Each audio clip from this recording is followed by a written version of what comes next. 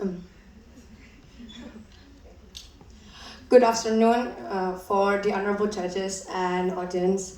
My name is Zahra Aila or usually people call me Aila. And today I will present PAHAT or paru sehat. In English we call it as healthy lungs. And I will start my presentation by defining tuberculosis. So what is tuberculosis? So PAHAT is basically an idea that can a new way to eliminate tuberculosis in Indonesia.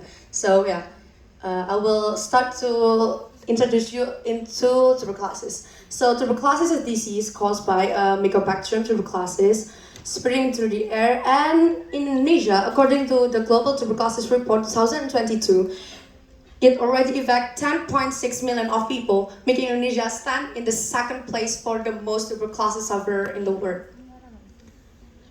There are several risk factors for tuberculosis. However, in Indonesia are only four. First, malnutrition. Second, HIV infection. Third, smoking. And last, diabetes. Because it still exists malnutrition and HIV infection because of low sex education and high consumption of narcotics. And then third, the growth of smoker always increases from year to year. Expected in 2028, it will reach 38.6%.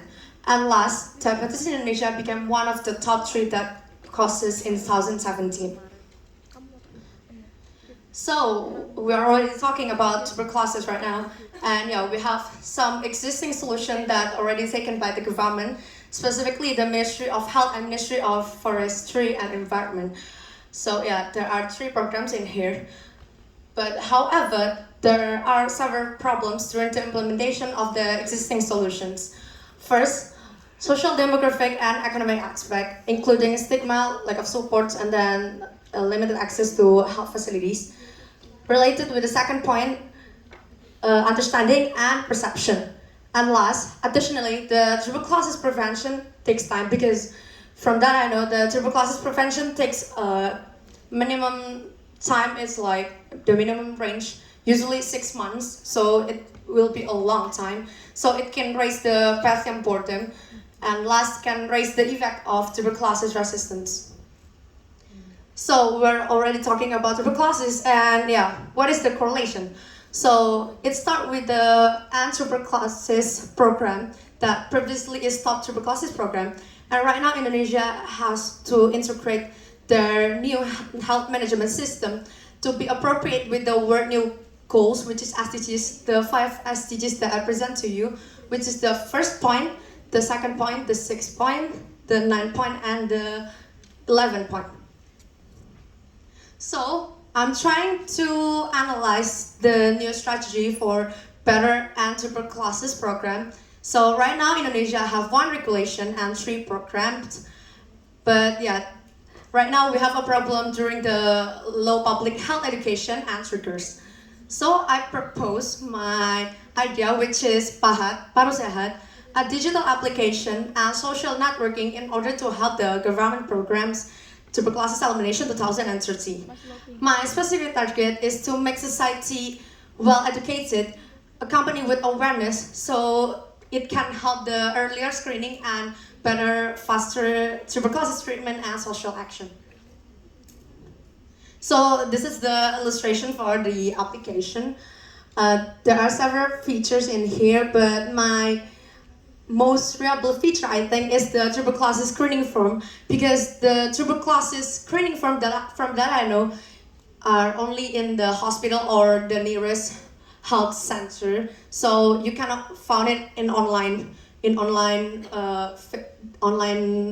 website. So I make that features. And last, I emphasize the good sanitation is really important for better tuberculosis prevention. So I'm doing some research doing for my school doing the SDGs target, specifically the 6 SDGs, which is sanitation and good order. So my school already doing 5 of 8 Indonesia targets from the 6 SDGs. And also, I'm having a discussion with one of the pulmonary specialists in Indonesia, Dr. Afrita Amalila Tupa, specialist paru. So I can develop a better solution for Indonesia lack of action for tuberculosis elimination 2030. So yeah, that's all for my presentation. Thanks for your attention and the opportunity. So good afternoon. Wassalamualaikum warahmatullahi wabarakatuh.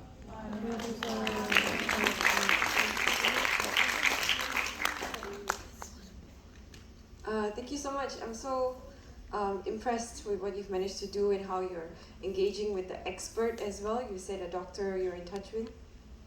Can I just ask if there is already a prototype of the app available, or?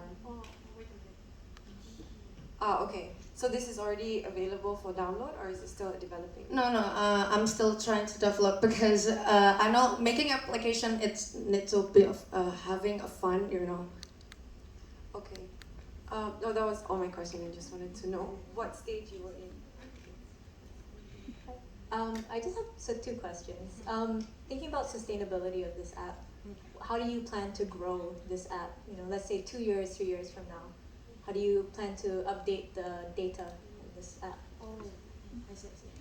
Okay, thanks for your question. Anyway, for my planning right now, because I know like a young future generation right now like to having a social action, especially me, like a lot of people around me like to have a social action. So yeah, I create this feature that I think that not always that a lot of application in Indonesia has.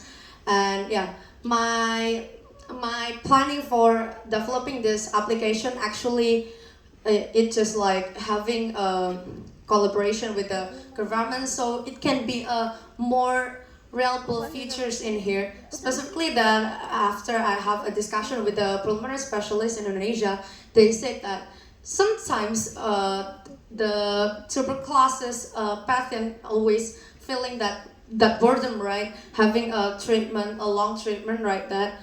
So yeah, they're planning to have a habit like a tracker for their medicine treatment, and then like having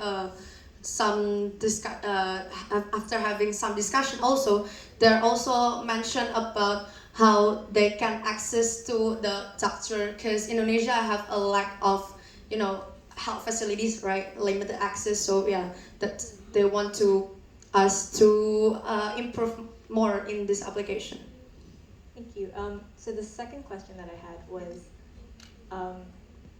it's a wonderful idea. One of the things that we face, the healthcare industry faces is access, because a lot of people from interior areas or like rural areas can't come out towards healthcare, and I think this helps eliminate that issue.